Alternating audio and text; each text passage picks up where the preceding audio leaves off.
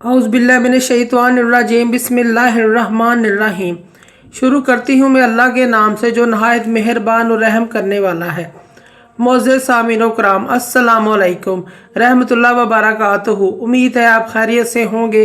अल्लाह पाक आपके तमाम जायज़ हाजात को पूरा करे। अल्लाह पाक आपकी मुश्किलात का हल फरमाए, आमीन। हमारा आज का मौजू है ख्वाब में दूध देखना।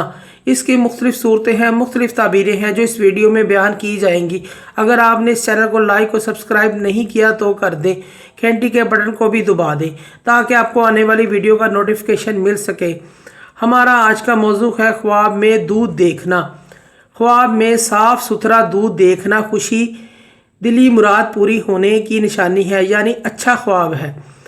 गंदा ख्वाब में गंदा और बदबूदार दूध देखना हराम काम करने, हराम खाने की दलील है। ऐसे शख्स को सदका और खैरात करना चाहिए। ख्वाब में दूध को उबालना बीमारी दूर होने, जज्बात पर काबू पाने, दिली तमन्ना पूरी होने की दलील है। ख्वाब में दूध को उबलते हुए देखना या उबालते वक्त बर्तन से गिरते हुए देखना घर वालों को परेशान करने, शादी की तमन्ना करना और इज्जत में कमी होने की दलील है। ख्वाब में दूध साफ सुथरा पीना घर में खुशहाली आने की दलील है। ख्वाब में दूध तुरश वाला या खट्टा पीना औलाद और रिश्तेदारों से रंज पाने और कारोबार में कमी होने की दलील है। ख्वाब में ख़राब दूध पीना हराम काम करने की दलील है। ख्वाब में दूध किसी को देना या लेना सखावत की दलील है।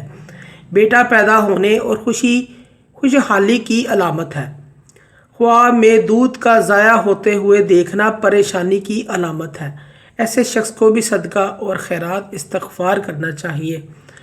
मोअज़्ज़ज़ सामीन व कराम, अगर आपको हमारी वीडियो अच्छी लगी है तो इसे सदका जारिया समझकर ज़्यादा से ज़्यादा शेयर करें।